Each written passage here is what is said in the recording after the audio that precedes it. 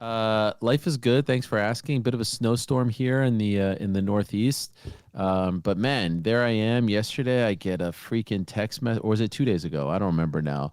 From the future champ, from the face, the number one draft pick, the Joe Burrow of the UFC, the man who's done it all in the world of wrestling, soon to do it all in the world of MMA. So it's a great honor. And as I've said to a few fighters who have podcasts like yours, like I've said it to DJ and to Suga, like I owe you guys 100 interviews for how many times you come on my show and take time out of your day. And honestly, the audience should know that Bo never says no. You always make time. You're always very gracious. That will change, just for the record. 100%. 100% going to change, because it's changed with everyone. I'll meet some of these guys and they'll be anything for you, Ariel, and then it's like, 6-7 fights later, and I have to go through 8 people to get to them. But for now, I appreciate it, and I thank you. So it's great to be here. Yeah, absolutely. I'm really excited for the day where I just get that text from Ariel, and I'm like, not gonna respond.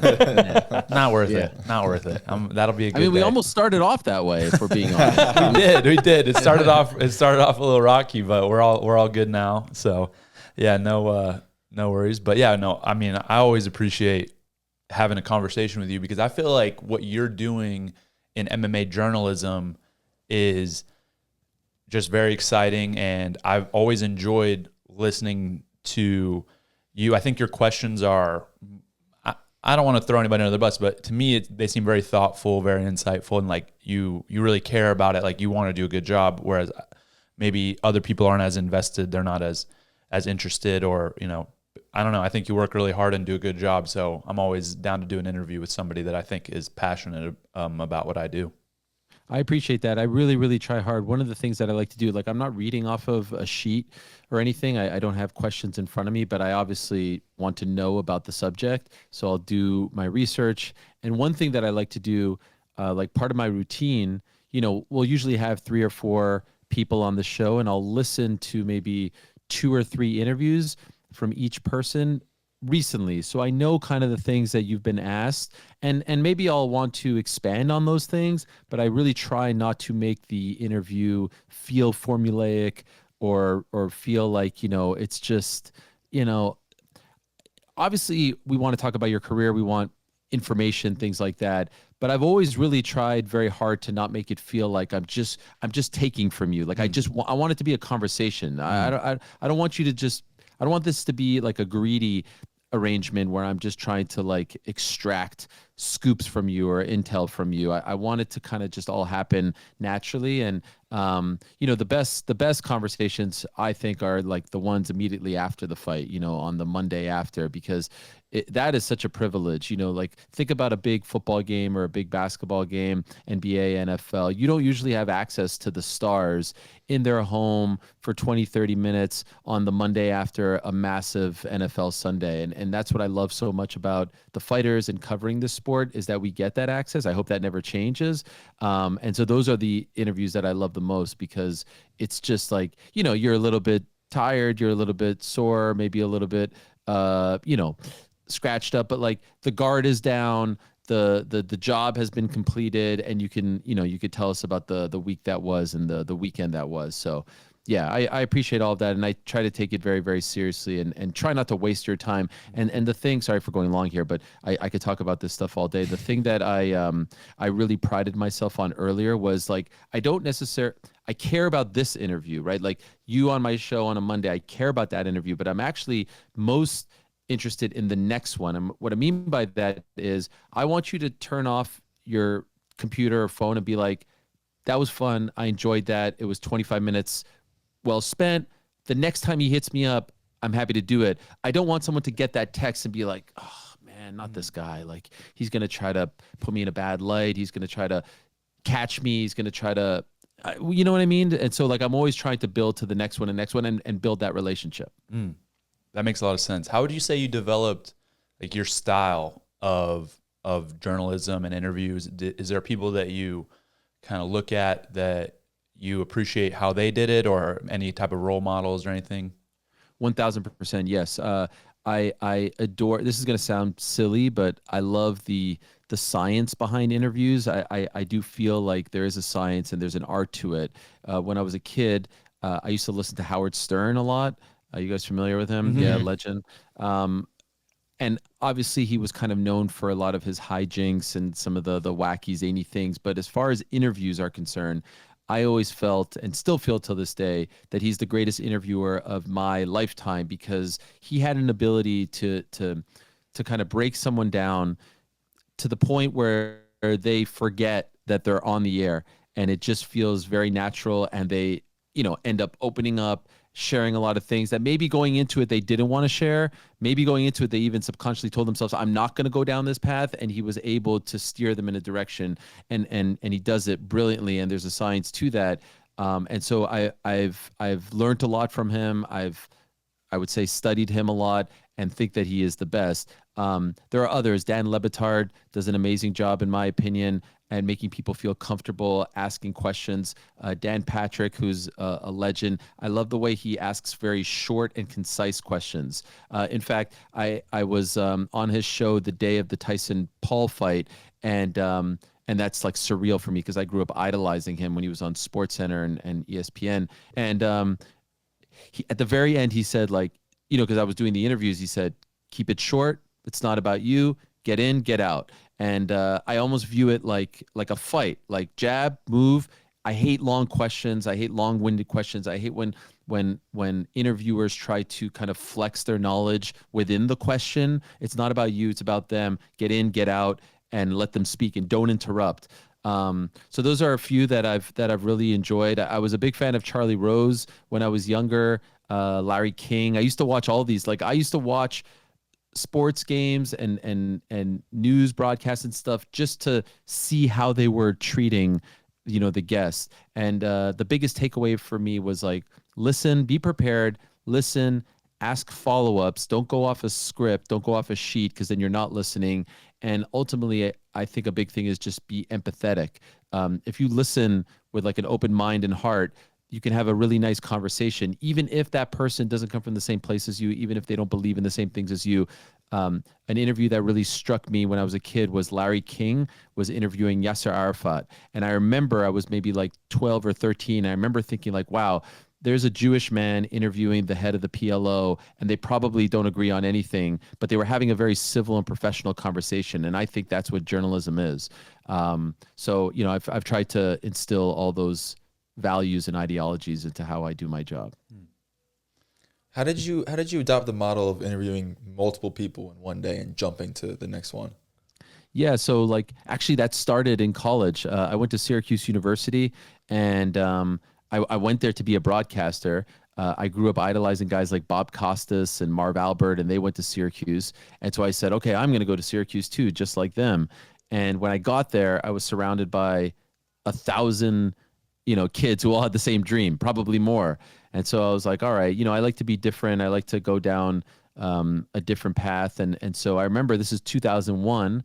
I told my parents, everyone here wants to be the same thing. That's not my style. And there's this thing called the UFC, and there's this sport called MMA that I love, that at the time was 8 years old, 2001. And no one's really covering it the way I think it should be covered. And so I'm going to focus on this. And so there were a couple of different radio stations. There were 3 on campus. One was like just like kind of like a news station that also did the play-by-play for Syracuse football, basketball, and lacrosse. And I tried them out. It wasn't for me. It felt too like hoity-toity for me. Then there was another one that was just like a top 40 kind of like music station that you didn't really get to talk or, do your thing. And then there was one that was in the basement of the student center where you just went to a sheet, and if you got there first, you got to pick your time slot. And so I went to that one, and my time slot was Saturday mornings, 9 to 11 a.m. And I interviewed fighters, and I would email, people who are still, I'd email Bruce Buffer on his website, and I'd email Dan Severn and Don Fry and guys who were, relevant back then. And some would write me back and some wouldn't. And I would usually have 2 or 3 guests on per show. And it's literally the same show that I'm doing now in many respects. It was a different name, but it's like the same format, same show. It was so bootleg, this station that I was in, that no one listened to. There was a phone, but I couldn't make outgoing calls. So I would ask my mom or my sister, who at the time was 10, to call the guest, pretend they're my producer, and then call me on conference. And so then I'd be like, oh, the phone's ringing. Who do we have? And it's Bruce Buffer. And I'm sitting there talking to him for an hour, with no one listening. They just started streaming. It was werw.syr.edu. And so it was cool that some of my friends back home could listen, but that was it. And I've really just kept that same formula and format. And so I always felt like, there's so many people to talk to. And at the beginning, my show was only once a week. It was only Mondays. So I tried to cram in, and you look at some of those lineups back in the day, like 16, 17, 2015, there was sometimes like 11 to 12 guests. And in the history of my show, as a professional now, dating back to 2009 when the show started up until now, multiple shows a week and all that, I'm the only person to ever book a guest. Like Bo can attest. I've never had someone else text you or send you a link or anything. I'm a little bit of a psycho when it comes to this. And I want to have that connection with the guests. And so now I've whittled it down to like 3 or 4 per show. And now I'm doing multiple. And I think that's been a good number. What initially attracted you to MMA? So initially, so the first thing I ever loved, the first thing that I can remember being a fan of as like a 5-year-old was pro wrestling. I love pro wrestling, and obviously, as all kids do, I thought it was real, and I was taken by how these guys were larger than life, and they were they were these characters, and there were these stories, and it made me feel a certain way. And my favorite guy was Bret Hart, and I wanted him to win the championship and all this stuff. And then as you grow older, you start to, you get introduced to something called boxing, and you're like, oh, this kind of has the same elements. Like there's this guy, there's that guy. You want one to win, you want the other to win. And then I was at my grandparents' house in the the early 90s, and my grandparents had one of those illegal boxes where you can get like pay-per-view and all this stuff. And I remember stumbling upon UFC 1. Now it wasn't live, but they would replay things over and over again. And I remember seeing it, and at the time, so 93, I'm 11, and I'm not sure is it real? Is it not real? But it kind of looks like wrestling. It looks like pro wrestling. It's in a cage. Some of the dudes are like 300 pounds going up against 175 pounds. Like, what exactly is this? It was very hard to follow because there was no internet, and no, like you can't go on ESPN and they're talking about it. There's no place. So it would just kind of pop up 2-3 times a year, and I kind of dug it. And then I realized over time that it was like scratching the pro wrestling itch, because there were good guys and bad guys, like Tito was a bad guy and Chuck was a good guy. And the fights were fun, and it was a spectacle, and boxing was getting a little bit boring and stale. And, I was really getting into it. And as I was getting into it, I was like searching for places who would cover it, and you couldn't really find a lot of places. So there was the UG, there was Sherdog, there were a couple of other full contact fighter, but I was big into like audio visual, and I didn't feel like on Sherdog, they had the top videos, it would usually be like a guy with a camcorder, like holding it up like this to, Nick Diaz's face or Tito's face or Dana's face. And I was always like, there's got to be better coverage. And so that's, really when I got to college, I was like, maybe I could be the guy. Maybe I could be the Howard Cosell of MMA. Howard Cosell was the voice of boxing for many years, and I always loved like the history of sports. And so that's when I decided to go all in. And I'll tell you like what was a turning point for me. In my junior year, I was sitting in my dorm, and I was watching a show called The Best Damn Sports Show, period. It was on Fox Sports, and it was a pretty big show at the time. And Tito was on, and Ken Shamrock was on, and they were about to fight one of their fights. I think it was the second one. And they were on doing like a split screen, like talking smack. And I was like, wow, I can't believe a mainstream sports show. Now it's old hat. Now you guys are everywhere. But like, I can't believe a sports show is talking about the UFC. This is insane. Like, this is catching on. This is going to be big. Like, stick on this path. And obviously now it's gigantic. Yeah. So it's interesting that you started with pro wrestling, because I had an interesting question about that. So obviously WWE has just started to move onto Netflix. Do you think that there's a possibility that the UFC and the WWE will eventually share that platform? Oh yeah, there's a strong possibility. I mean, this is the biggest story for me in 2025 to watch, as far as like the business of MMA, is what happens to the UFC's TV contract here in the United States, because their deal with ESPN Plus is up at the end of this year, and they're going to make a boatload. I mean, it's going to be the biggest deal in UFC history. It's going to be worth billions of dollars. And obviously right now they're exclusive to ESPN Plus, but and ESPN in general, right, with some of the fight nights and the prelims and whatnot. But the big question is, are they going to, for the first time in their history, split the TV deal, as you see with the NFL, right? The NFL is on NBC, it's on CBS, it's on ABC, it's on Netflix. NBA just did a big deal, right? Amazon, NBC, ESPN, they left Turner. My prediction is the UFC is going to stay with ESPN in some capacity. I think ESPN really wants to keep them on their pay-per-view platform, the ESPN Plus pay-per-view platform. But I would be very, very surprised if they don't split up the deal, and Netflix has to be one of the suitors. WWE's on Netflix. Obviously, both entities are owned by TKO, so they have that strong relationship. I predict it will be ESPN and someone else, and maybe even a third. But I would be very surprised if it just stays on one place. So Netflix a player, obviously Amazon a player, Turner, WBD, which is TNT and TBS, they could be a player as well. Apple, maybe. The MLS thing hasn't really worked out great for them, so I don't know how much they're going to want to go in. But so I would say ESPN, the three that I'm looking at the most are probably ESPN, Netflix, and Amazon. I think those are going to be the big players. If that does work out and they do kind of split the broadcasting rights, how do you see that working out for the future of the sport? So right now there's 43 events a year. There's 13 pay-per-views.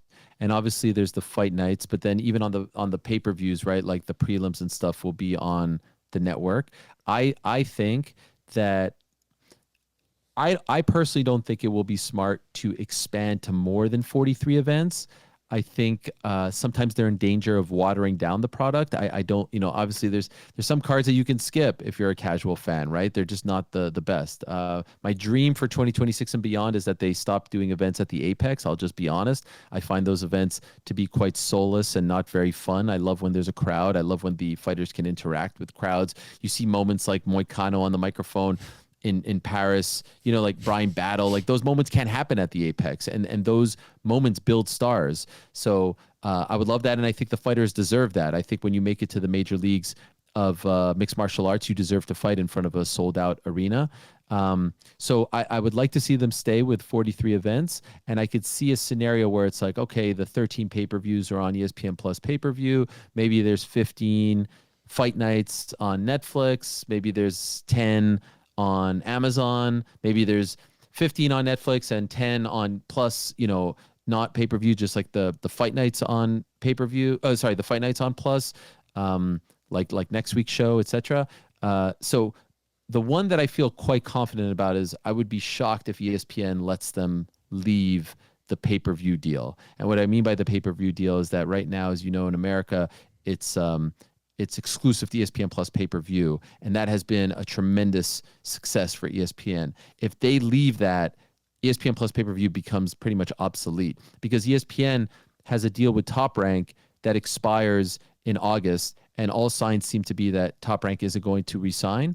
And that's ESPN's decision. And so, like, how else are you getting that revenue? There's no other sport that uses the pay-per-view model. And the UFC is really like the last one left that does it consistently well. So I could see it being there, and then they kind of break up the other ones with the other platforms. Yeah, it's so interesting to think about it going to Netflix after seeing the numbers that Jake Paul and Mike Tyson did, and seeing how many more stars could be built on a platform like that. There's just way more eyes, and it's way more visible, because I'm pretty sure that Netflix is probably the most bought subscription in the United States, and everyone has in the world. Yeah, in the world, exactly. 270 million subscribers. Yes. Last time I checked, it's huge. I mean, even now, like you go on Netflix and you see you see Cody Rhodes' face, you see WWE guys, and that is invaluable, right? Because if you're a casual fan, you're like, oh, what is this? Let me check this out. The replay is up right away. To have that in front of so many eyeballs is huge.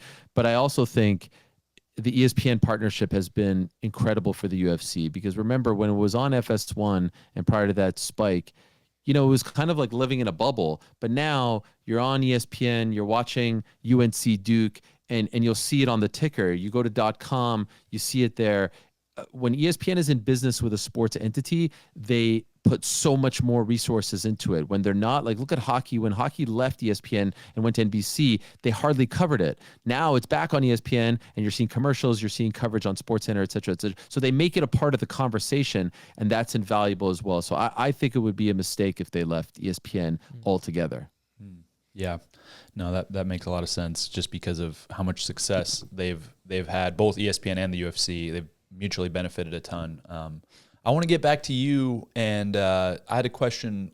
When you were getting started and coming up and growing your audience, your platform, was there a moment that was like a big break for you, or was it just kind of a slow build? There were definitely moments. I feel like there were turning points, and I would say the first one probably came when I went to Abu Dhabi for UFC 112. That was Anderson Silva against Damian Maia, and it ended up being a horrible fight. If you remember, it was outdoors. It was a really big deal for the UFC because they had just sold 10% of their business to the Abu Dhabi government. So they wanted to put on a splash, and the main event was a disaster. And it ended up being a massive deal for me because no one from American media went to the event. And so I was the only one there. And I'll never forget, I think I remember I gained 1,000 followers that night, which was a huge deal because I'm pretty sure I had either 3,500 or 4,000, something like that. And the post-fight press conference wasn't even streamed. And everyone knew that Dana was so pissed because he didn't stick around to put the belt on Anderson's waist. So I live tweeted, and Twitter was relatively new at the time. I live tweeted the press conference, and there was so much intrigue. I remember, like, I used to get notifications who's following you. I obviously turned that off, and I remember in particular seeing Patrick Cote and Joe Lozon. I was like, wow, fighters are following me. This is crazy, because I was kind of the eyes and ears. And so a huge turning point for me was that post-fight interview with Dana White at the press conference. There was no one else there, and he was so mad. And I remember him saying, like, I have a pain in my head right here, and Anderson's waiting for me outside, and I'm going to go talk to him. And everyone wanted to see Anderson fight Brock, or Anderson fight someone that would take his head off because they were so mad at him. I remember that interview doing 1 million views on YouTube. This is back in 2010 when those things like weren't all that common, in less than 24 hours, and thinking like, wow, this feels like a big deal. This feels like a major turning point. And another one happened later that year with The Undertaker and Brock Lesnar, when I was interviewing The Undertaker after Brock lost to Kane, and they had this moment when they were walking past each other, and Undertaker said, "You want to do it?" And everyone freaked out over that, and that has a crazy amount of views online. And so I've consistently tried to build myself up, and going to ESPN in 2018 was a big deal.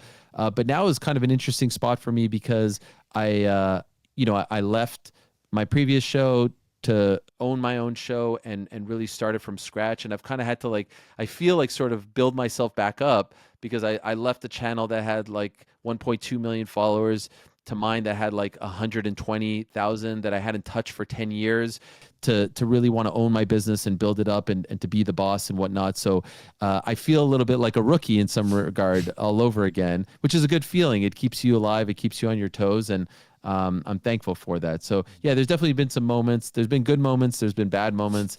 But I'm thankful to have, at least for now, survived, and that I'm still here. Talk about that transition period to owning your own show, and what went into that decision, and how, just update us on how that's going so far.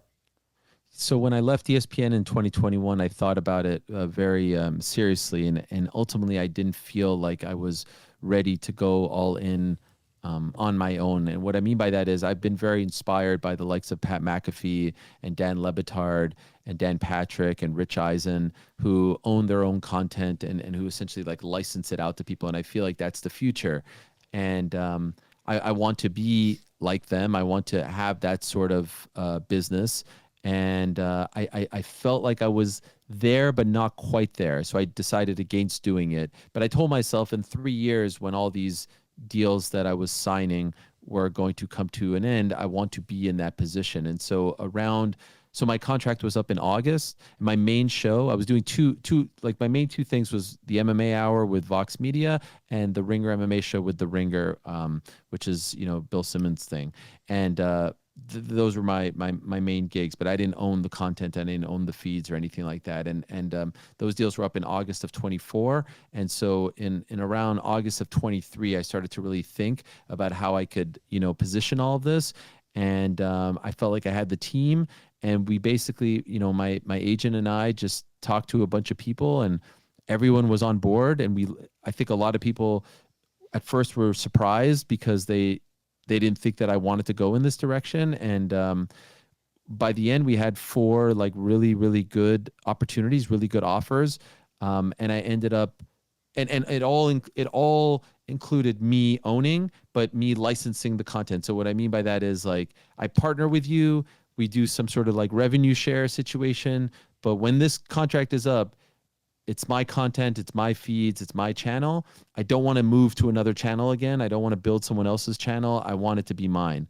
And ultimately, I ended up partnering with Yahoo because Yahoo Sports is an incredible brand that has gone through its own ups and downs, but I felt they had this whole new regime come in, and I felt like they were on the upswing, and they gave me everything I wanted. And the one thing they were giving me that the others weren't were I wanted to have my show and my channel and all that, but I also wanted to have a companion website at the same time that had great articles and great features covering combat sports. And they built that for us as well. And I own that too, but they gave us the resources, and there's a revenue share there. And so I just felt like this was my opportunity to really have my own thing. And yeah, so far so good. It started, I have to remind myself, like, we're not even 4 months old. And it's a whole new thing. And, it's not the MMA Hour, it's the Ariel Helwani Show. And, I don't want to just cover MMA. I adore MMA, and MMA is always going to be the anchor, but I love boxing. I love wrestling. I dabble into other things as well. And, yeah, so far so good. I'm really, really happy. And the best part is, like, to have a good team that's loyal, that works hard. Like, I love to be in the trenches with these people. We have a very small but very, very hardworking team, and I feel very lucky that, I'm 42 and this is what I get to do for a living. It could be a lot worse. For sure. How do you keep up to date with all of those different sports? Like, do you still do your own research? Do you watch all the platforms? Like, how are you always up to date with everything? Yeah, I'm a huge loser, and I don't have much of a life. People are asking me, like, my friends will say, like, did you watch Severance? Did you watch this thing? I don't watch anything other than sports. So I'm a huge Knicks fan and a huge Bills fan, but I don't really watch the NFL. Like, I'm not watching Cardinals versus Jets. I will watch every single Bills game, and I will be heartbroken inevitably year after year at the very end. But that's it. And Knicks, I'm watching the Knicks. I like to see NBA highlights, but I'm not sitting there watching Lakers and Warriors because I don't have any time. Because if I'm not doing that, I'm reading about fight sports. I'm watching fight sports. I'm doing research. And I'm certainly not watching no shows or anything like that, much to my family's chagrin. Like, they're sitting there watching Squid Games now. I couldn't care less. I don't have the mental capacity to even, like, have something else. And I don't know if that's unhealthy, but it just, like, I would rather go for a walk or a run or walk my dog and listen to a podcast, because to me, my brain doesn't stop. And maybe that's not good, but that's how I keep up with it all. And obviously social media helps. And yeah, just staying on top. Like, I'm an obsessive person. I have an obsessive personality. So, and I'm very hard on myself. I've never said goodbye on the show and felt like nailed it. Great show. I've almost always said, that wasn't good. I didn't ask that question. I forgot this. Damn it. You suck. You're the worst, this and that. So I'm very hard on myself, and I'm always striving to be better. And I guess when you love it, it doesn't really feel like a job that you have to keep up with it. You're just, I want to know what people are saying. I want to know what people are doing. The one thing I will say that I've taken a step back on is breaking news. That was an exhausting thing, like finding out who's fighting who and all this stuff. And I just didn't enjoy it. And actually, I want to give a shout out to one of your managers, Abe Kawa. I remember where I was in 2021. When I just got to ESPN, I was in Chicago, and I was talking to him about the first couple months there. And he's like, bro, you don't need to do that anymore. You don't need to chase. Like you're bigger than this now. Like you just focus on the interviews, focus on your show, focus on the conversations, focus on your personality. Like you don't need to chase these fights. And that was the first time someone told me that. And we were actually just talking about it a week or so ago, like how he was 100% right. It was very stressful. And so that's the one thing I've kind of stepped back on, but everything else all in. That's awesome. That's interesting. I feel like, yeah, that was probably just like a massive relief for you to feel like, oh, like I can just do this. I don't have to like chase. I can just focus on, it's almost like when your mindset is like result oriented versus like process oriented, you kind of were like able to, just focus on the process and on like getting better at what you're doing versus like chasing that like headline. Does that make sense? No, 100%. And, I'll be honest, like that part of my life and career created a lot of conflict for me. And I got tired of that conflict.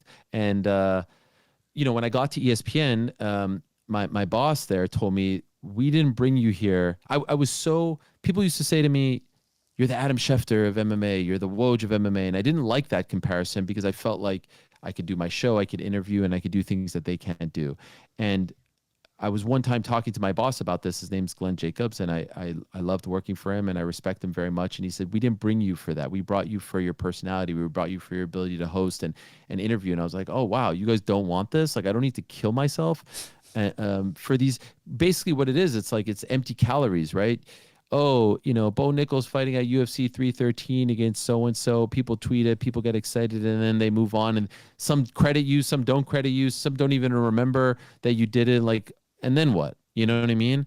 And there wasn't much there. Now, a lot of people make a lot of money doing that type of work, and there's nothing wrong with it. But I just felt like I can offer a lot more. And so I still talk to people and I still have intel, and I want the audience to know that when I speak on my show, it's coming from a place of intel and conversations, and not just me like blowing smoke when I say that I'm leaning towards something, or I think usually my guys will tell me, like, I'll be like, oh, I think this guy should fight this guy. And it's like, are you saying this because you know this already and you want to tell us afterwards that you were right? Like there's a lot of that, but I'm just not trying to be like, this guy, breaking news, this guy's fighting this guy, because I ultimately felt like it was empty calories. Yeah. You mentioned, kind of getting into some conflict, and I want to talk a little bit about like your relationship with the UFC and Dana, and kind of, I know like from a vague, like 30,000 feet view, like what the situation is, but can you kind of talk to us a little bit about that, how everything went down and what that's like now? Man, look at Bo hitting me with the hard hitting questions. That's good. I like that. I respect it. Well, do we have 4 hours? So in short, a lot of people ask me, what is your relationship like with Dana White? And my answer is, it is non-existent. And I don't think that's a good thing or a bad thing. I just would say, like, I don't have a relationship with him because we don't talk, we don't text, I don't see him, things of that nature. And that is totally okay. I don't, of course, would I like to have a relationship with everyone in the sport? Absolutely. Would I like to have a good relationship? Yes. And when you're talking about the most powerful person, of course, but life doesn't work that way, and things don't happen that way. And so, as long as I could do my job, as long as I can do the shows and talk to the fighters and interview them and entertain the people and give people something to listen to or watch, I'm very, very happy. And that's the current situation. And so that's great. Now, that's not necessarily the answer that I know you want. So I'll go a little bit deeper and say, between 2009 to 2016, the relationship was phenomenal. It was unbelievable. I mean, funny enough, when the Bills were playing the Chiefs 2 weeks ago, I was looking through like old, Bills conversations and whatnot, and it was amazing how many Dana White texts popped up, because he's a huge Patriots fan, and he would always give me crap about the Bills, 6, 7, 8 years ago, because they were always beating our ass.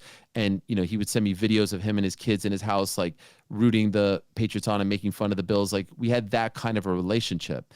And 2016, it started to fizzle out because it wasn't actually because of Dana White. It was more because of Lorenzo Fertitta, because I was working for Fox while doing my show, the MMA Hour, and Fox was a broadcast partner of the UFC, and Lorenzo didn't like that when I would go on the MMA Hour, I would talk about things like, Bellator or revenue sharing or fighter contracts, all things that I consider to be, just a part of sports talk radio that you hear in the NFL and NBA, but they were very much like, you're either with us or against us. And one time Rory McDonald was on my show, and Rory McDonald didn't like the contract that they had offered him, an extension, and he said that he was going to fight out his contract and fight Wonder Boy in June of that year. It was March of 2016, and the next morning I got a call from my boss at Fox saying, we have to let you go. And I asked why, and they said the UFC was upset and they don't want you on Fox anymore. And that was devastating. And so when that happened, I was very hurt. I had never done anything bad or illegal or unethical or got a story wrong. And I didn't feel like it was fair, if I'm being honest. And so I went on a rampage from March to June of that year. I tried to break every single story under the sun. Like, I was a man possessed. And I did a pretty good job of it. And in that process, I was doing such a good job that the UFC was convinced that I had a mole in the company that was feeding me information. Swear to God, I had no mole. I just had contacts. I had managers, I had fighters, I had coaches that were very kind to me and understood that I was just trying to do journalism. That's it. I wasn't malicious. I wasn't trying to unearth dirty secrets about them. I was just doing sports journalism. That's it. And, it all came to a head when I reported that Brock Lesnar was coming back. They were very unhappy about this. They thought that I ruined a surprise, that I got the information from some weird way. It was not that. It was a couple of people told me. I looked into it. And I did sports journalism, no different than Woj or Schefter or Shams or anyone like that. And so that's when they banned me in 2016, UFC 199. But here's the problem. There's been a massive piece of revisionist history that has occurred. A lot of these new fans think that I've been banned since UFC 199. Like, they hit me with this thinking that it's the case. They're too stupid to realize that the ban lasted 48 hours. I was back the next event. I went to UFC 200, and I was there at 201 and 202 and 203 and 204 and 205. I was at every single event up until UFC 248, I think it was, or 247. The last UFC event that I went to was Izzy versus Romero, which I'm pretty sure is 247. And that was March of 2020. And then the pandemic hit. And then I was working at ESPN, and then ESPN said, no more traveling. So my contract with ESPN expired in June of 2021. And just as things were opening up again, because you'll recall, like, Jacksonville, April 21 was the first show with fans, and then there was a pay-per-view in May, and then June was the last one. By the last one, I was already gone. And so we just agreed, like, it's probably best just stay home for this one, and, God bless. And this is the truth. When I left, I said to myself, I don't want to go back because, without getting too deep and getting uncomfortable, like, I felt very, very uncomfortable towards the end. They made my life very difficult. I was there. I was credentialed. There were no problems. But it was just, I was feeling increasingly uncomfortable at the events. And so when I left, I said, I'm going to focus on building my show, my relationships, the interviews. And I don't want to leave my family to feel uncomfortable. And so that's that. And so I've not applied for credentials since March of 2020. Obviously, incredible memories. Obviously, I sometimes miss being in that environment and buzz, but I feel like I provide something different to the audience. And I feel like my relationships and connections are just as strong.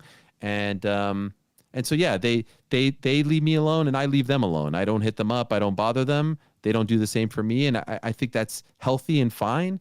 And I hope that they think that I cover the sport fairly and accurately, and that I try to treat the sport, with respect and professionalism. And that's just where it is. Would one day, I say this a million times, and I'm making a very long story short, so I'm sorry for going long. Despite all the differences, and there's much more that happened that I don't need to get into here. If Dana White called me up now and said, come to Vegas and let's bury the hatchet, I think I would have many reasons to say, F you, no, I'm not interested. But I would say yes, I would be on a plane and I would want nothing in return. I'm not looking to do that or interested in that to get interviews or scoops or access. I just believe you live life once, and I don't want any hate in my heart. I don't want any animosity. I think life is too short for that. And so I try to live that way. And I don't think that's happening anytime soon, and I'm at peace with that. But it is important for me to say that, like, in the early portions of my career, no one was better, no one was kinder to me than him. And I don't think I betrayed that. I think people around him convinced him that I betrayed that. And, that's just the way life goes sometimes.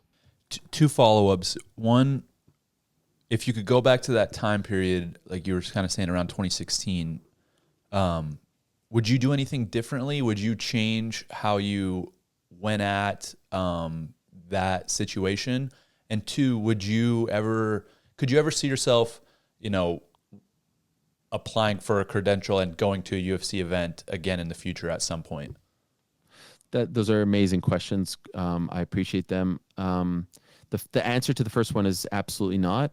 I did nothing wrong. I was doing journalism the right way. And again, I wasn't, if you really break down what I was doing, the NBA trade deadline is going on right now. It's about to end. And I love sports news. I love sports radio, sports podcasts. And I'm on Twitter refreshing, being like, oh, who's going where, right? That's what I was doing. It was transactional news. It was this guy's fighting this guy, nothing more. I wasn't digging into their finances or personal lives. Like, that's malicious stuff to a degree. I wasn't doing any of that. I was just, it was all, this guy's fighting this guy. This guy has agreed to fight this. Like, that's it. Fodder, fun stuff, in my opinion. But obviously I was determined because I wasn't happy with what happened with the Fox deal. So if I did anything that was like unethical or unprofessional, then I would say, like, yeah, man, I messed up. But I didn't. It's honest to God, on my kids' lives, I did everything the right way. And proud to say, like, nothing was inaccurate. Like, I didn't put out fake news, false news, or anything like that. And as far as the second question is concerned, that one is a tricky one for me, because, like, I don't want to sit here and be like I'm a victim or anything like that. I'm not. I've been able to create a great life for myself and cover a sport that I love, and I'm very happy with how everything is. And so if I say, like, I would say that a conversation would have to happen and things would have to be discussed for that to happen. Now, I can assure you of this. If Dana White is listening to this right now, he's probably laughing and being like, F you, I don't care. But for me, if you're asking me, would I go into the website right now and apply for a credential? Certain things would have to be discussed and certain things would have to be put on the table as far as, like, the past, for me to say, I feel comfortable being in your arena. And by the way, Bo, like, maybe I'm not welcome anymore. I don't know. I have not applied. So maybe it's like one of those things where, like, your girlfriend wants to dump you. You're just not going to come home because then she can't dump you. I don't know. Maybe it's one of those things. I don't know. But, like, the one thing that does get under my skin a little bit is when I hear fans being like, oh, you're banned from events. Like, says who? Did you, like, I have no documentation that says that. I have not applied. And I decided to do that long before, like, people were even talking about this. It was just my decision because of how I wanted to cover the sport and how I wanted to just kind of feel. So I'm not a never type of guy. I never say never, truly. I'm not an absolute person like that, but there's nothing. And I'll be honest, like, there's times where you sit at home and you're watching and you're like, there's a bit of FOMO for sure. Like, there's an energy there and I live off of that, but there's nothing in me that's being like, you know what, today I'm going to do this. And let's give it the old college try. Gotcha. Yeah, no, that makes a ton of sense. It's like, why, if you don't feel comfortable and welcome somewhere, like, why put yourself in that situation? But I will say, personally, for me, I would love to get some post-fight questions from you in the at the press conference. I think it would be fun. So I appreciate that, man. If, And, if things change, then that'd be great. no, man, honestly, and that really means the world to me. You know, you will know, like, the early days when I was coming up, like, the way the media setup was different. So, you know, there was media day, and you guys would be sitting around, and I could go up and ask you questions. Like, we would do a one-on-one interview for 6, 7, 8 minutes, and those were like some of the best days of my career, because I was able to build a rapport with fighters. I don't actually love the way they do it now, because I feel, and maybe you tell me, maybe you guys like it better because you just walk up 15 minutes, you're done, and you don't have to, like, you know, talk to a million different people. But I think it's actually hard. Like, if I was coming up today, I think it would be harder for me to break through, because the access isn't quite the same. And I wish they would kind of go back to the old way. But I would imagine, and you tell me otherwise, you probably like it because you could just get it over with and move on, right? Well, I think there's pros and cons for both. The way I look at it now, you can say obviously, like, oh, it's very structured, scheduled out. I know when I'm coming in and when I'm leaving, and so that's good for me. Like, I want to have that schedule and structure on a fight week where there's a lot of stress. I'm cutting weight, but for me, I actually would say, like, I enjoy the media interactions when I get to interact with people who are excited to be there and who have interesting, thoughtful questions. So that part is fun for me. And so I think that if it was a looser structure, there would be more opportunity to have off-the-cuff, fun conversations in a stressful time. But on the other end, for me, the structure is also, I don't know that it would be that different, because I basically get every request. So it's like, if it was not structured, I would probably be doing the same amount of time, maybe less, because it could be more efficient. I could just have people come up to me, but right now it's like I get every media request, so I'm doing the max. Like, anyways. By the way, you're not doing the max. Much more is to come. We'll see. I haven't seen your PR schedule, but as you climb the ranks, it's just going to be. I think you'd be surprised, because when I look at, I mean, I'm talking to people that are managing champions and the guys that are doing the most, and I'm doing the same. So it's basically like the same amount of interview requests, if not more, as the guys that are champion. So, I mean, maybe. And I say that, by the way, I'm not saying that to put you down. I'm saying that the ceiling is so much higher, I think, for you once you get into that, like, main event slot. Yeah. I think more people are going to want to talk to you. I don't even know if that's physically possible for you to deal with, but yeah, that wasn't me trying to say, like, oh, no, I got you aren't doing enough. You know what I mean? Yeah, I hear you. Yeah. It seems like, in my opinion, that I'm doing the most, but as you mentioned, like, the ceiling's very high, and I look at it like, all right, I'm doing this anyways. Like, no matter what I do, I'm going to go into this, and I'm doing these interviews for 5 hours. So let's just have a good time. So if I'm going to be here, I'm not going to be, like, grumpy and put on a crap interview, because either way, like, I'm getting paid to do this. So let's do it, and let's have a good time and have fun. If the person, doesn't have good, thoughtful questions, and I'm not vibing with the interviewer, like, okay. But for the most part, people that are there are excited. They're, put a lot of time and effort into formulating what they want to ask me. So I try to give them that same respect and energy and excitement back. But it'll definitely, like you said, it'll probably be more as I continue. There's nothing worse. I bet you can attest to this. Like, there's nothing worse than sitting down for an interview and the interviewer doesn't seem interested, or is like reading, or is trying to trip you up. I don't do, like, I'm not usually as much on this side of the table. But I've been in those spots, and it's just sucky. Like, you just, like, get out of here, man. So I hope that's not the case with you, and I hope you don't get that a lot.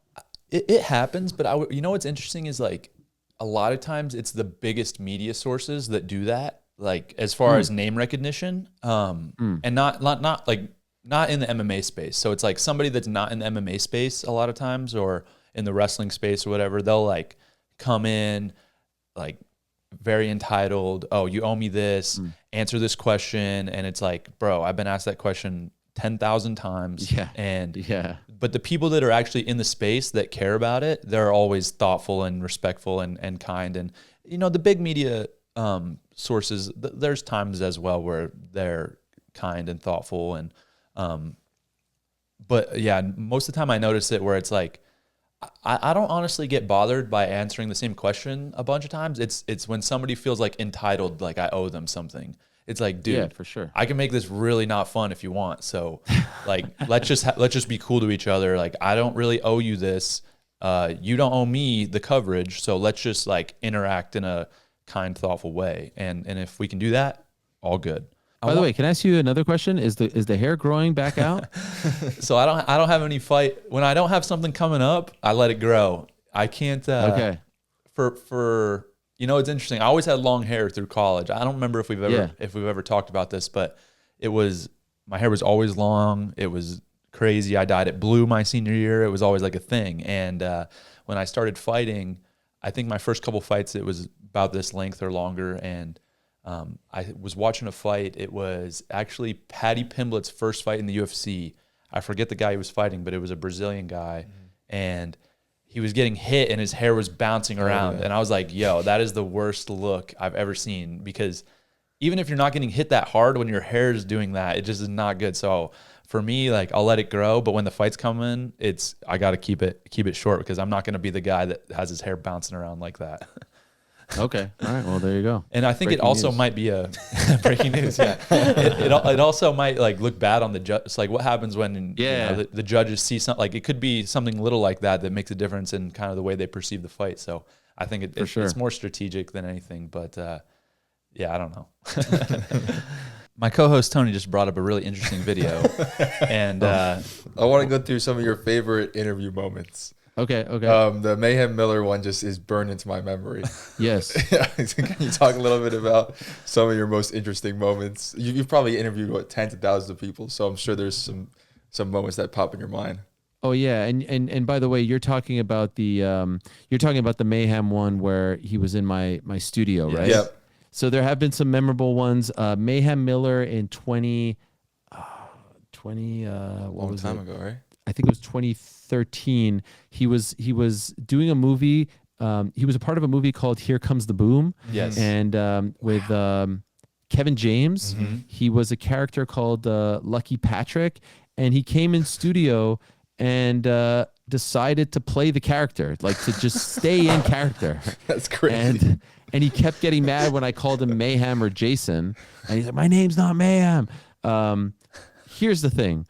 I adore Mayhem, and we prior to that always had a great relationship, and we still have a great relationship. But prior to that, he didn't really have a lot of issues in terms of like legal issues. A lot has happened since then, in and out of jail. And so I wasn't really, I knew Crazy Mayhem, but I didn't know like what was to come. And there was a look in his eyes that at least to me suggested like something was off. You know what I mean? Even when he went crazy and like threatened to trash the studio and we walked out and we were now alone, he didn't drop it. He did not drop it. But I'll say this, and I don't know if I ever said it. We walked down the stairs. He was like yelling at me. It was intense. He was like saying he wanted to beat me up. And then we walked outside. Like I followed him outside. I don't know what we did on the show, like, cause my show's live and we don't really have commercials. And then we walked outside. We were on 34th Street, and at the very end, he stopped and he winked at me. What the heck? And then he just so and then he left. And then he just like, and then I didn't talk to him for a long time after that, because I was like, what the I was so weirded out by it, but I was actually a little bit like concerned for him. And then obviously a lot of stuff happened after that. But yes, that was a very memorable one. If only because I was really I was kind of young in my career, and I didn't want him to break our cameras because it was kind of a tight space, and I thought he was going to trash the studio, but to his credit, he did not. And I just love that, because it's like the wink, you're just like, whoa. Are you crazy or not, man? Yeah. You got to be just like, or maybe both. Yeah, maybe both. You have any other ones? There's a lot of ones that I could think of, but what are some of your favorites? Man, I mean, like there's a lot of memorable ones. Oh man, like the one that a lot of people bring up is the Nick Diaz one before the Paul Daly fight, where he did not want to talk to me. Yeah. He was not happy with me, and the PR guy was like, "Come on, please talk to him." And I could just tell, you could tell when someone doesn't like you, and it's Nick Diaz. He could be quite intimidating. And he said, I said, Nick, do you not like me in the interview? And he's like, nah, bro, you just instigate fights. And I said, between the fighters, like these guys fight. and then he looked at the camera and he said, where I come from, people like you get slapped. And I was like, oh no, like, is this the first time? Is this when I'm going to get hit? He did not hit me. But it felt dicey, definitely. There is one interview that keeps getting sent to me over the past year. I don't know how this has happened, but it's an interview from September of 2011. It's UFC 135. It's Rampage against Jones. And like the one where he lifts his shirt. Yo, I don't know how this interview has like been unearthed, but like this is a 14-year-old interview. And I swear to God, I get it sent to me by like classmates, like high school classmates who know nothing about MMA or the UFC and be like, have you seen this? I'm like, yes, I've seen it. I was there. And it was 14 years ago. I don't know why it's alive. And like, it's just, I don't know how that happens, but that one gets sent all the time. Funny thing about that interview is that was right after he lost to John Jones for the belt in Denver. And Rampage and I were always cool. We had a brief moment there in the middle of his run where he did not like me for a different reason, because he thought that I screwed him over, which I didn't. But anyway, fighters can be sensitive, and we're very, very good now. But I saw him after the fight, and I said, could we talk? And he said, yeah. And, guy just lost title fight. I really respect that. And right before I started, I'd always start my interviews the same way, like Ariel Helwani here, post-fight at UFC 135 with so-and-so. And right before I started, he whispered to me and he said, make sure you mention at the top how I lost. And I was like, all right. He got submitted by John Jones, rear naked choke. So I was like, okay, that's kind of weird, but sure. And so I say, Ariel Helwani here. You go to the interview at UFC 135 with Rampage Jackson, who, by the way, if I'm talking to someone who just lost, I would usually not mention that because I feel like it's salt in the wounds. Yeah. So I would say like, who, dropped a tough one tonight, who fought valiantly. Like I try to sugarcoat it a little bit. But I said, as he asked me to, who was submitted tonight by John Jones via rear naked choke. And he interrupts me. He goes, why do you got to bring up how I lost? Why do you got to bring up how I lost, man? That's messed up. I love that. I was like, oh, man, this guy got me. That's awesome. He's a pro wrestler. He's a showman as well. So that one was a very memorable one. And then one that I'll never forget also was March of 2011. Also, I'm going back into the vault here. So there was a UFC on Versus card. It was Diego Sanchez against Martin Kampmann in Louisville, Kentucky. And I was working for Versus at the time. It was the network that became NBCSN, and then they shut it down. And I asked Dana to do a pre-fight interview because I was working on the pre-fight show. I was on the broadcast, and he got sick and couldn't do it. And so he said to me, I'll make it up to you. And I was like, all right. I was bummed, but like I said, he was always very gracious. And a couple days later, so that was on a Saturday, on the Monday or Tuesday of the following week, he hit me up and he's like, I told you I'd make it up to you. Come to Las Vegas on Thursday. Now I live in New York. I'm like, well, why? Like, what do you want me to come to Las Vegas for? He's like, do you trust me or do you not? Come to Las Vegas and I'll make it up to you.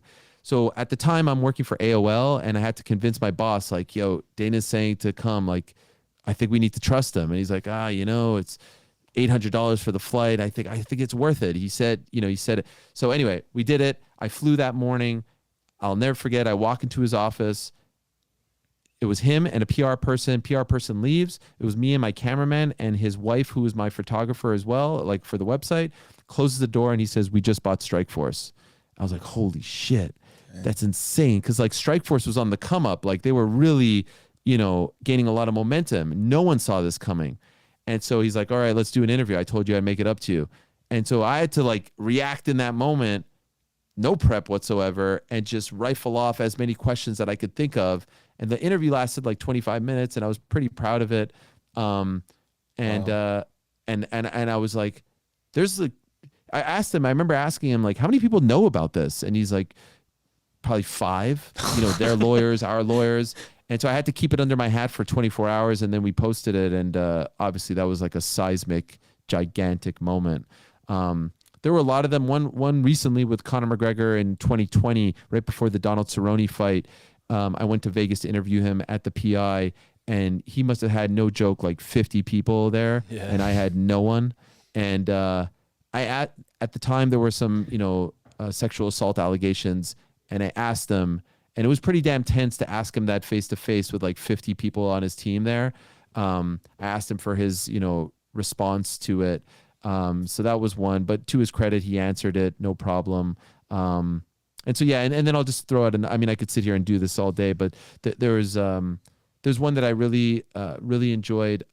Eddie Alvarez, before he fought Conor McGregor in 2016, he said, so, he fought him at MSG, UFC 205, and he said, it's time you come to Philadelphia.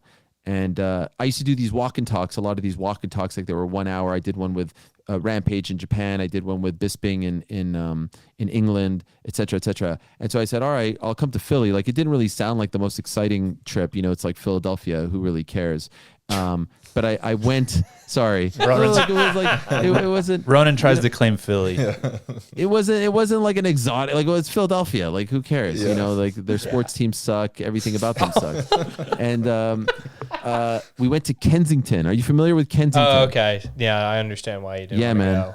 And I didn't know what that was, and I was blown away. Like, it is not, the nicest part of town, to put it mildly. And he was pointing things out to me. I've never been exposed to that, really. I'll be honest. And he's like, that guy's on drugs. Here's some syringes. He showed me where he grew up, and it was shocking, to say the least. And the respect that I had for him going into that was, incredible, and it just leveled up times 10. And so we walked around his neighborhood for an hour, and that's an interview that I'll never forget as well.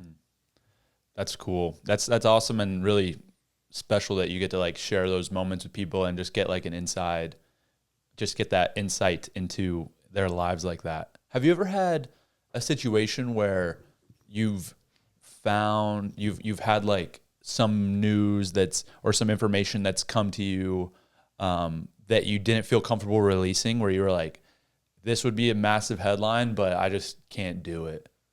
Oh yeah, a million times. There was one really big one, like McGregor versus RDA.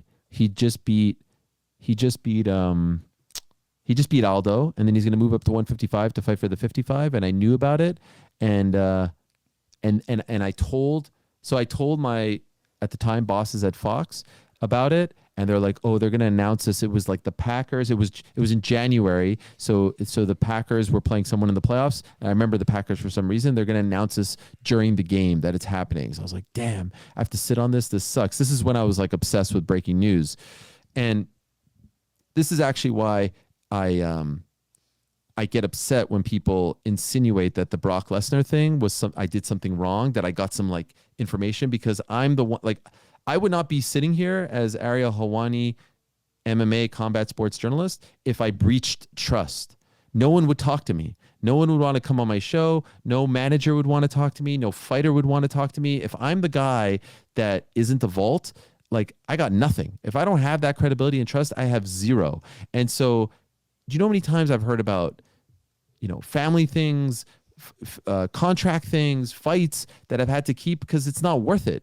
No scoop is worth ruining a relationship for. And so when people insinuate that the Monday after that thing happened at 199, Joe Rogan went on his podcast and said, yeah, I had heard that, Ariel was in a meeting. They thought that I would get like the meeting codes and would listen in to their private conversations. That's how deep this got. And I swear, like, bro, I'm an anxious Jew. Like, I live with the worst kind of guilt. Do you think I would do that? Like, I would never do that. If I'm not invited, I'm not invited. But they were so baffled by how I was getting information, ignoring just relationships. It was just relationships. That's it. There was no secret. They would put out a story and this narrative that I got this by sneaking into a meeting or something like that. And that bothers me, because I would never do that, because in fact, I have been privy to so many things over the years. And, there's like one, I'll tell you, like, there's one right now that I know about that I was told, like, you can't do anything with this. There's a huge fight that I know about. You can't touch it. Here, you can say it. We'll cut it. Yeah. Will you go to bat for me? Will you go to bat for me?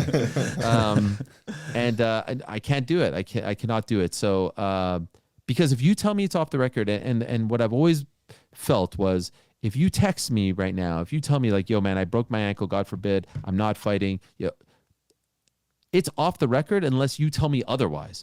Everything is off the record with me. That's how you build trust.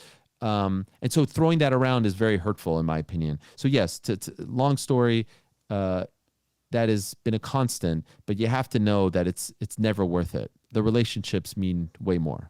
How do you deal with the feelings like you mentioned of the fighters? Because you talk to so many, you talk about so many, and so how do you deal with like the insecurities and fighters? I'm sure like reach out or get upset about a certain interview.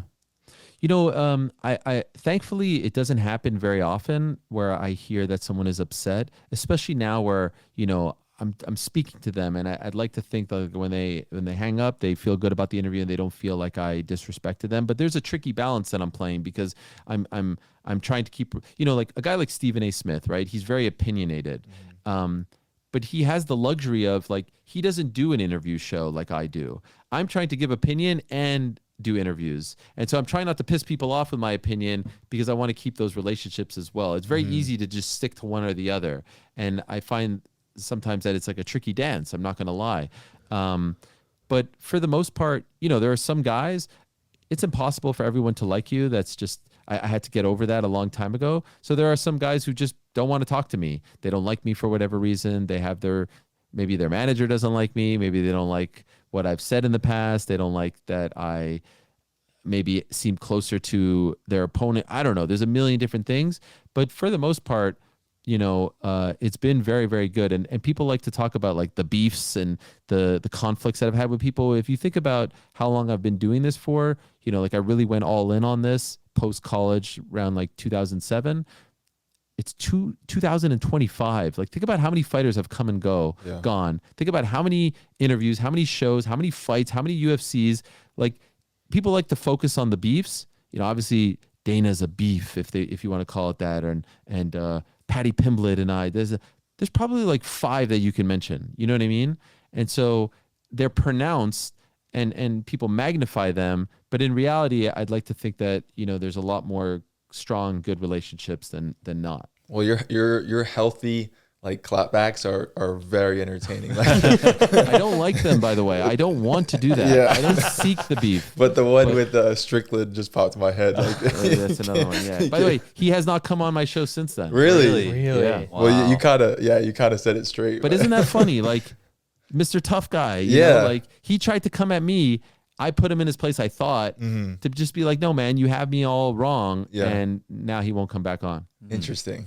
Yeah. Yeah. When a fighter won't come on the show, you just basically at that point you're like, all right, like I'm out. There's a lot of guys I can interview or what. Yeah. That's basically the mindset. Yeah. It's I'll admit, like sometimes it's like, man, this kind of sucks. Like, by the way, even if you maybe disagree, like I'd love to hash it out, like let's talk it out. Let's make some good content. Let's be adults about it. But there's just some fighters who just say, I didn't like this or I didn't like that, or, they come up with their own reasons. And I'll be honest, like there's one manager out there named Ali who doesn't let his fighters come on my show for reasons I still don't know. And it's been that way since 2019. And I used to have a great relationship with him. And so that's taken a lot of guys off the table as well. Not a lot, but you know what I mean? You know who they are. Right.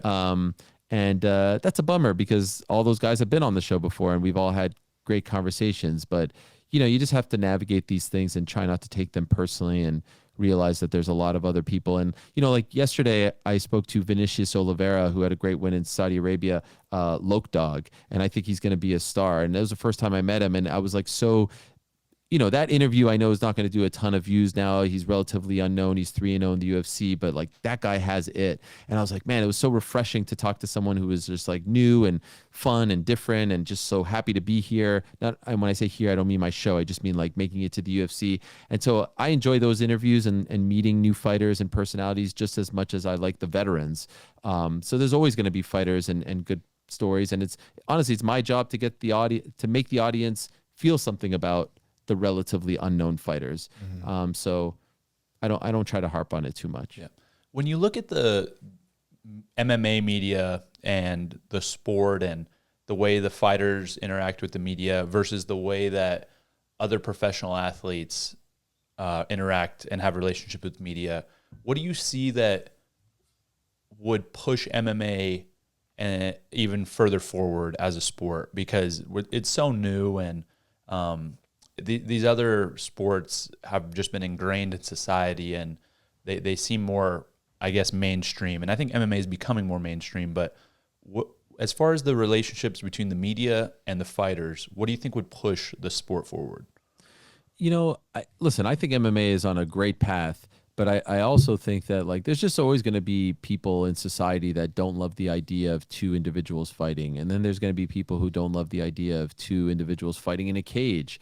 And they don't love the idea of two women fighting. And so, you know, I don't think we will ever get to a point where MMA is more popular than the NFL or the NBA. Like, could there be moments where it feels bigger because there's a gigantic fight? Yes, but it's still cage fighting, and I think that's totally okay. It's a multi-billion-dollar business now. Like that is a great place to be, and with that, you know, I think as a lot of kids, like when I started, no one my age and younger knew what I did. Like they didn't want to talk to me about fights. They didn't want, like my friends, they knew nothing of any of this. You know, I just kind of found this thing that I was interested in.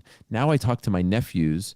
My nephews are in 11th grade and 9th grade, and all they want to talk to me about is the UFC. Like they know everyone. They know you, they know Izzy, they know you. They're asking me about like the most random guys. And I'm like, I can't believe you're in high school and you're talking to me about this, because when I started, no high school kids were talking about this. And so as those kids get older, inevitably there's going to be a kid out there like me who wants to be a broadcaster, who's going to say, you know what, I want to go to Syracuse to be the next MMA guy. I want to be the next John Anik. I want to be the next Rogan. I want to be the next so-and-so. And though that is, so before it was kind of just like fanboys, it was guys in Affliction t-shirts. And then now we're in the era of like, you know, some people are coming up and there's younger people who are doing it. And I think that this next generation is going to be even better and more professional. And you're going to see more quality journalism. So obviously media is changing, and 15 years ago, you know, a kid like me wanted to be on a website and write and do all this stuff. And now someone just wants to be on YouTube or TikTok or Instagram. And I'm a little bit worried about where that's all headed, but hopefully there are still some great, you know, outlets out there that are doing this the right way. And, you know, like my site, that was the big thing with Yahoo. I wanted to have a site that does quality journalism, quality stories. Uncrowned.com is the website. It's under the Yahoo umbrella, but we have our own site, and we have incredible writers doing amazing things there. And, you know, does it get the sexy kind of attention that a YouTube video or a Instagram or a TikTok video will get? No, but I'm very, very proud of the coverage that we're providing for MMA fans, boxing fans, and wrestling fans primarily. So where do you see, like, I know you obviously are only 4 months into kind of a new venture, and seems like things are going well. You're really excited, but for you personally with your career, where do you see it going the next, 5 years, 10 years? Yeah, great question. So I will just say, I was talking to a young guy a couple of days ago in his 20s, and he's like, man, I want to be where you are and stuff like that. And I said to him, like, yo, and I'll say this to you now, if my career ended today, I will be so incredibly disappointed. I feel like I've just scratched the surface. There's so much more that I want to do. And a few things that come to mind. Look, obviously I want to grow this business, and I want it to be a behemoth, and I want it to be the number one source for all combat sports, synonymous with like great journalism and just like good professional work. One thing that I've really enjoyed doing as of late is, I love doing the post-fight interviews in the ring, and I haven't had the opportunity to do that in MMA, because in MMA, as you may know, like the promotion controls the production. And that's a conflict of interest for me. So I don't want to work for a promoter. I want to work for a broadcaster. So like if someone's doing the NBA on ESPN, they don't work for the NBA, they work for ESPN. But for some reason in MMA, it's the opposite. The UFC produces the content. Cormier and Anik and Rogan, they work for the UFC, and there's nothing wrong with that at all. But that's a conflict for me, because then I can't go on my show and kind of like tell it like it is. Everyone has their role. But in boxing, it's different. In boxing, the networks and the platforms pay you and hire you. So doing that stuff, whether it's on DAZN, who I'm working with now, and like the Netflix fight with Jake, and hopefully there are more of those opportunities. I love doing that. I got to cover my first Olympics this past summer for the CBC, which is the Canadian Broadcasting Corporation, which is sort of like, it is the home of the Olympics for as long as I've been alive. It's an institution in Canada. And so I got to cover the Paris Games in Paris for Canada, which was a thrill. And I hope that that could be a thing that I could do for Milan next year, for the Winter Olympics, LA in 28, and so on and so forth. I adore documentaries. There are documentaries that I would love to produce as well. And so there's a lot more that I want to do, but I want to just, I at the end of the day, I don't want to be known as the MMA guy. I don't even want to be known as the combat sports guy. I just hope and pray that when it's all said and done, I want to be known as like one of the best interviewers ever. That's what I'm most passionate about. And it would be awesome to venture into non-sports as well. But, I'm taking my time. I'm not trying to conquer all of that now, but I just feel so passionate about interviewing in particular. It's the thing that I love the most, and it's the thing that like really, really excites me the most. Like a big interview, there's nothing more exciting for me than that. And then like that moment when it's just like you and another person, and it's just like it's on you to get the information and to make this as good as possible. There's no greater thrill. I'll take that over anything. So, and I want to be recognized as that, and I want to be able to do much more than just be the MMA guy. So that's kind of how I view things. No, I love that. Did you ever expect to have the notoriety you have in the sport, and now kids in your space want to be the next Ariel? Like my little brother is a huge fan. He's gonna freak out when he sees this. But did you ever expect that going in? Like how do you deal with that now, being a household name in MMA? What is your brother's name? Zach Kassar. Shout out to Zach Kassar. Yeah, you guys have messaged a couple of times. He does some of the management. So hopefully I've been cool to him. Yeah, you've been cool. All right. Thank you. It's surreal. It's surreal. I'm from Montreal. I grew up in a small, tight-knit Jewish community. I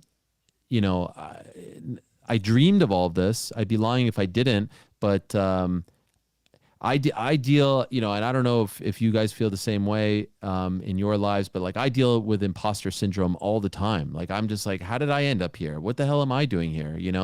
I remember the first time I was on SportsCenter, I was like, did I win some sort of like fantasy camp, like contest? Like why? You guys know this is me, right? The first time I got to do an NBA game, I was doing sidelines for ESPN, and it was Mike Breen, who's like the voice of the Knicks and the voice of the NBA, Jeff Van Gundy, who's my favorite Knicks coach, and me. And Mike Breen is like tossing it to me on the sidelines, and I felt like my heart was going to come out of my throat. I was so nervous. Mm-hmm. I was like, how did I end up here? And I feel that way all the time. I'm on Netflix and I'm in the ring with Mike Tyson, and like, what? And that's how I feel to this day. And I hope that doesn't go away, to be honest, because I'm so appreciative and grateful for it. But I constantly am fearing that it's going to come to an end. What's going to happen? Like, what am I going to do to mess this all up? And I don't want to, obviously. So all to say, yeah, I dreamed of all of this, but I didn't dream of like the stuff that comes with it. And so when, we're on vacation and I'm with my kids, and like we're in France this summer, and people come up to me and they could not care less. And I every time someone will be like, oh my God, can I take a picture? And I'm like, did you guys see that? Like, that's not normal. Like, I'm just, I'm not an athlete. I'm not a superstar. Like, this is crazy. So no, I did not think that. I did not plan it, but I'm very, very appreciative. And I love talking to students. I love going to schools when people invite me. I want to teach a class. That's another thing I want to do. Cool. In the next 10, 15 years. I would love to teach a journalism class and talk about my experiences and guide people to be better than I am. So no, it's surreal for me. And like I said, I try not to take any of it for granted. Yeah. Just seeing someone like so passionate about like a specific thing for so long is so impressive. Like the discipline that you have to like continually continue to interview people week after week, and just like the love that you have for that passion is so cool. Like to hear you talk about it. Oh, I appreciate that. And it's it could be exhausting, man. Like, let me tell you something. I talked to DJ, and you guys may know this from your pod as well. Like, it's not fun booking guests, you know? People don't show up, people cancel, people are hard to reach, and I'm trying to get like super timely guests, right? Like, I'm trying to get them, you know, while they're fighting. One thing I do like to do is one of my secrets sort of is that I try to get them when the fight has been announced. So before the wave of media, and then after the fight. Like I very rarely try to bother very close to the fight unless we couldn't do it before, because I don't want to be a burden. But yeah, it's tough, man. But I'll tell you what, like there is no greater like I don't do drugs, but there's no greater high for me than like getting that text back like he's in, you know, or I'm in. When it's like a big one, you know, like a one that you're chasing or one that you think maybe they won't answer. Most stressful night for me is pay-per-view Saturday nights, because I don't root for people. Like I try to be unbiased, but I will admit this, I root for who will be the easiest person to get on Monday. So for now, Bo, I'm rooting for you all the time because you deliver, my man. And like, I always try to time, like, when do I send that text? When do I not send that text? Will they respond? How long will they respond? And we sometimes I'll play this game with my friends, like my colleagues. Like, you could name a fighter and I could tell you like the best way to get to them. Are they a WhatsApp guy? Are they a text guy? Are they a coach guy? Are they a wife guy? Are they a manager guy? Are they a direct guy? Are they a DM guy? That's how freaking crazy my brain is when it comes to this. But it's fun. I enjoy it. Who are some interviews that you haven't done that you would love to do? In MMA or just in life? In general. Well, I'd love to interview Howard Stern. I've never met him, and I told you that he was a great inspiration for me. Mike Breen, I actually got to work with Mike. He works on ESPN, and he was so nice to me. But I've never interviewed him. Like, we just worked together, so maybe that's even better. But I'd love to talk to him about his great career. Can I go political on you for a second? Absolutely. The future Prime Minister of Canada is a guy named Pierre Poilievre, and I would love to interview him. He is a incredible leader, incredible speaker, and I believe in a lot of the things that he believes in. And just to let you know, Bo, he's a member of the Conservative Party, in case you were wondering. So yeah, I'm a huge fan of his. I'm not a very political person, and I would say I'm more like just kind of down the middle, if anything.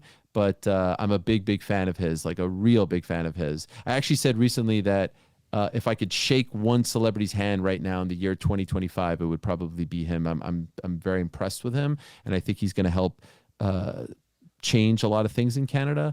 And then two other ones that I could add: Josh Allen. I adore Josh. I've never met him, and I mean, I hope he's not weirded out by this. If he is, like, I would do unspeakable things to Josh. And I mean, got a hard night to be here. Sorry. No, I mean, like, just like give him a fist bump. And Jalen Brunson. I love Jalen Brunson, the point guard for the New York Knicks. I adore him as well. And actually, he's a big wrestling fan, and I'd love to interview him about wrestling. Yeah, he's always tweeting about pro wrestling, I'm sorry to say. Not amateur wrestling, I'm sorry. Or collegiate wrestling. But I would love to interview him as well. Very cool. That seems like a lot of cool people. I like that it's like, obviously, I think a lot of people know you for MMA journalism, but most of those people have nothing to do with MMA. Like, it's cool to see people that are really good and really successful in their industry, but also just like have a lot of other things, other interests and things they're passionate about. And there's a lot of like cross-pollination, as you mentioned, the guy like for the Knicks that loves, pro wrestling and stuff like that. I think it's surprising. I think from my perspective, getting into MMA and meeting people like that are, very famous or, well-known, there's just like so much cross-pollination now of cool interests and things like that. Like, I'm into hunting, and now I'm meeting people that are interested in MMA, but they're also super interested in hunting or whatever it is. Like, I was able to go to MSG and watch a New York Rangers game, and now I'm like super into hockey. Got to meet all these people that like this guy that was a Stanley Cup champion for the Rangers and stuff like that. So it's like it's just wait, what's his name? What do you mean this guy? Mateo. Oh no, Stefan Matteau. Matteau, yeah. Yeah, you know that has like one of the most famous moments in New York sports history. Yeah. We talked about it a little bit. Cool. Game 7 against the Devils. Matteau, 1994. Like this guy, very down to earth, super humble, like very cool guy. Got to chat with him for probably like 45 minutes, an hour before the game. But yeah, it's just like that. It seems like the MMA world just opens up opportunities like that. Oh my God. Everyone, I always say this about MMA. MMA is the thing, and fight sports in general, but like everyone loves MMA because to them it's like Saturday night with their friends and their beer and their wings. It's like that thing that everyone kind of comes together with. Like everyone loves fights, right? And they make it so easy to digest. So that's why, you know, you'll see the athletes love to go because it's Vegas and it's a good time for them, and entertainers love it, and now with how the sport is growing, like there are people who sit there and they'll watch every single freaking prelim, like Action Bronson. I don't know if you're familiar with him, but like, he will be there for the first prelim all the way till the end. He is sometimes texting me about like PFL prelims, I kid you not, being like, bro, I can't believe that scorecard. And I say to him, like, I'm not even watching this. You know what I mean? Like, he's that hardcore. Wow, that's amazing. Yeah, no, he's legit. So I love that. And it's just amazing to see how far the sport has come, because it used to be like this small niche. And, you know, now look at it. I think it's as mainstream as it's ever been. And it could get even greater. Yeah, some people ask me like what my favorite part about fighting is, and I love fighting, just like the actual sport and training and everything. But one of my favorite parts is that for a fight week and a fight, I always compare it to a wedding, because I'll have like 200 people from all over the country, all my best friends and people that I've known since I was a kid.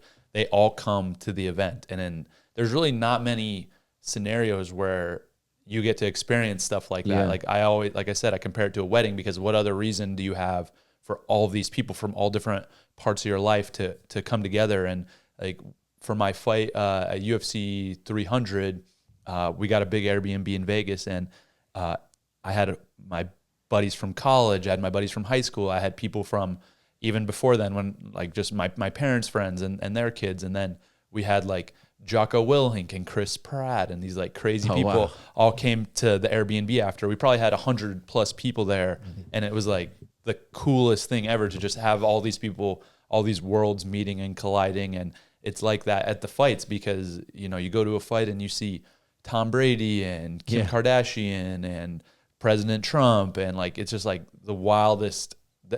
As you mentioned, there's fight sport, something about fight sports just brings people together. That spectacle, that excitement. It's the most exciting thing that you can do, and so everybody wants to see. It must be so much fun. I'm sure this has happened to you a million times, where like you compete and then some like celebrity DMs you being like, yo, I loved your fight. And you're like, what the hell, right? Does that not happen? It happens a lot. I mean, obviously the craziest one was Trump. Was that a DM? He didn't DM me, no. So he just like, I'm trying to remember. His people reached out to me, and they were like, hey, come golf. And I was like, all right, let's go. Let's come to Bedminster, golf with us. And then he came to, so we hung out. Then he was like, all right, we got Live Tour back here in 3 weeks, like come again. And so then I came for the Live Tour event, and me and my couple of my buddies just hung out in the box with him all day. And then after that, it was like I was in there, like solidified. So golf with it, because I would just talk to him like the same type of conversation that we're having. That's like the conversations that we have with him. We talk about sports, or we talk about fighting, or we talk about business. Like we're not really talking politics at all. It's just like very normal conversation. And so then he's invited me to come golf. He told me before the event in MSG, he was like, if I win the election, like I'm coming to the event. And so then he came, and got to see him in Mar-a-Lago a few weeks ago as well. So it's like now we just like he'll text me, I'll text him here and there. So that was crazy. Yeah, it's really texting crazy. Direct with him? Yeah, text direct with him. That's insane. So he texted me at 7 p.m. or 8 p.m. the day of the fight at 3:09, and he was like, basically like, hey, I told you that if if I won the election, I'd be there. So I'll see you at the fight. Like, Damn. it was, and I was like, all right, That is insanity. let's go. Like, this is crazy. He called me after he didn't go to 300. But he called me the morning after and stuff like that. So that's the most wild one, but there are tons of others that are like really crazy. That Chris Pratt was crazy as well because he's like my favorite actor in the world. Wow. Like, I love him. And I watched him all the way from when he started with like Parks and Rec, like early in his career. And then, with Guardians of the Galaxy as well. But I was warming up for 300 and Tony's like, yo, is it cool if Chris Pratt comes to the locker room with Jocko? And I was like, yes. He's like, my favorite guy. Like, I love that dude. So first time I met him was 20 minutes before I was about to walk out, right before UFC 300. But yeah, there are all kinds of cool. It's just cool that people are interested in what I'm doing, right? Like people are interested in fighting. So, I love what they do. And then there's just, again, a lot of cross-pollination. In the last fight, I was like, yo, the mayor of New York is here. And Bo was like, no. I honestly would have met him, but it was like literally. really that really close. happened? That really happened? But it was I thought like, you were joking. It was like No. 10 minutes to the fight. I was full like in my gear, Yeah. sweaty, like about to walk out. Like, yeah. Sure. You would have said the same to Trump, right? I mean, if he would have wanted to come through, you can't really say no to him. But yeah, I was like, dude, I'm like shirtless. Like, I'm taped up. Like, this is crazy. But it's just fun. People are interested in fighting. I think, one was weird to me. I was finishing a fight and I walked out and the first person I saw out of the ring was Miles Teller. And wow. And I was like, yo, Whiplash. Yeah. Great movie. He's always at them. He's a hardcore fan. It seems like. Yeah, a lot of people are. Yeah, like you There's some mentioned. constants. Yeah, there's some constants. Theo for sure. Vaughn's one of them. Theo Vaughn's Theo there. Vaughn, Yeah, Theo Vaughn's No, always he there. too is sitting in the front row like Early. for prelims. Yeah, early. Yeah, he's in there sweating early. it out. Yeah, for sure. No, it's a good community, a good interesting time for MMA.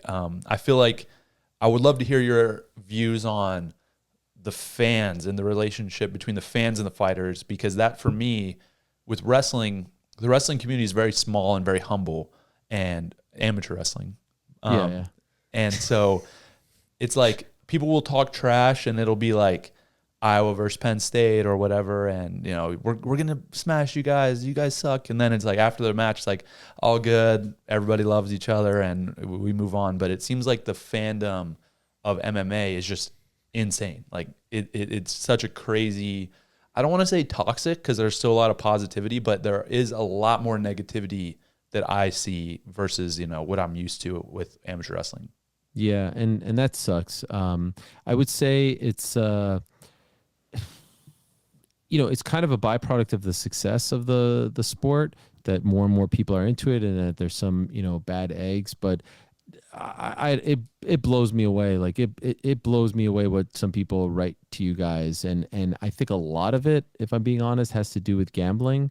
I think a lot of the vitriol has to do with like, you screwed up my parlay and I put this amount of money on you, and I hate that. I can't even imagine what would compel someone to message a fighter who just lost some of this stuff. Like I don't get it. I really don't. And a lot of people are disrespectful, and I try to remind myself that that's a vocal minority on social media, and that's not really real life because people don't act like that in real life. But actually, Darren Till, your buddy, I love that guy. he did have a great tweet about Izzy after his loss, about this like idea. Every time someone loses, they say, "Oh, this guy's been fraud checked." Like that's like the big thing. Waiting for Bo Nickal to be fraud checked. I get that like all the time. I bet. I was just gonna say, I bet you get that. Yeah. Peyton Talbot just Yeah. experienced that. Peyton Talbot, Sharp fraud check. bullet. Right? Exactly. Yeah. And people will say that, or they'll say like, and this is what he brought up, like Izzy's downfall needs to be studied. And it's and he wrote this like, it was a little crazy and all over the place, but he wrote this great thing about how like there's a lot of stupid new fans who just started watching a year ago who don't know that there was once a time where Izzy was like the most feared striker in the sport. He was on an incredible run. He smoked Robert Whittaker. He beat him in a rematch. He annihilated Paulo Costa, and on and on and on it goes. And it's like, yeah, people get older, father time undefeated. There is no downfall that needs to be studied. Like this happens to every athlete, and there's nothing wrong with it. And just because he lost to Imavov doesn't mean that none of that never happened, or doesn't mean that none of that meant anything, or doesn't mean that his career isn't a Hall of Fame career and his legacy is intact. Speaking of Izzy, like people forget that, and these MMA fans probably don't know it, these new fans, I would say, the guy had 75 kickboxing fights. Like the guy's been through it. You know what I mean? So anyway, I just wish there was less disrespect, and I get it. You know, sometimes I'll read a thing and I could be like, this person could very well be like 14 years old. You know what I mean? Like this person could very well be like a kid on the bus going home and just try, you know, and so you just kind of have to remind yourself. But it's a crazy thing. Like this is the phone that I call my mom with. But then I'll also like look at this phone and see someone say like, you're a POS and all this stuff. And it's like, it's hard to separate all of that. You know what I mean? It used to be like on this place, message boards that you would have to like go to and sit down and go to www. But it's like right in your face all the time. So, you know, I don't know how some celebrities and athletes deal with that. And God bless you for being able to compartmentalize and block it out, because I think it's horrible. But I will say that I think there are much more good fans than bad. It's just unfortunately like it gets pronounced on the phone. Yeah, you know, there are absolutely more good fans than bad. And from my experience, I've had zero negative interactions in person. Zero. Not That's like the a thing. couple. Yeah. Not like literally never once have I ever had anybody come up and say anything crazy negative to me. Like never. And I think that, as you mentioned, where a lot of it stems from, you hit that nail on the head saying it's gambling, because when you look at sports, the reason that people are paying attention to a lot of events, whether it's football or baseball or basketball or fighting, it's because they put money on the event, and it might be $5 or it might be a lot of money. And so it's like they feel like it just makes it personal for them. So when they lose, it's like the bet or whatever, they see the fighter as like, it makes them like inhuman, because it's like, you just lost me this money. I don't see you as like a person. I just see bad you investment. I just see you as a bad investment. Yeah. So like, It's awful. You're trash. But it's like, you don't deserve that. Yeah. You already feel like it's your life. It's your career. Yeah. Like what the hell? But the reason that interviews and, you know, content like you do that's long form are important is because I think that's the only way people get to see that fighters are real people. It's like, you're not going to get that off of one 60-second video on social media or a picture and a caption or whatever it is. Like you're not going to really get that real person. But when you do an interview, you can talk to somebody for 20, 30 minutes, an hour, however long, and somebody's going to listen to somebody for an hour. Like you can't really, most people, you're just going to find out you have way more in common than not. And they're just going to, hopefully, right? Like you're going to relate. Some fighters are crazy, and maybe, you know, there's a reason that people want them to lose, but I think most guys are good guys. And that's my belief, at least. I agree. Well, Ariel, thank you so much for taking some time and chatting with us. My pleasure. Really, really appreciate it. You can go ahead and I know you mentioned your website, but you can let everybody know where to find you and where they can keep up with what you're doing. Yes. No, I really appreciate it. And thank you. Great questions. And I appreciate you guys wanting to talk to me and caring. Ariel Helwani everywhere. And the YouTube channel is Ariel Helwani, now the Ariel Helwani Show, and uncrowned.com. I'm very proud of the website and the work that's being done over there. So thanks, man. I really, really appreciate it. And congrats on all your success and everything that you're building. And I think it's just a matter of time before you're UFC champion. I'm not just saying that. So hopefully you'll return my text when that happens. Well, thank you very much. I'm sure I'll hop on your show soon because I got a fight announcement coming. But nothing. Shall we break it right here? Not yet. It's nothing official, but we're getting close. Okay, I love it. Yes, it's a date. Thank you. Right. Yeah. Thank you, brother. Thanks, Ariel. Appreciate it. it.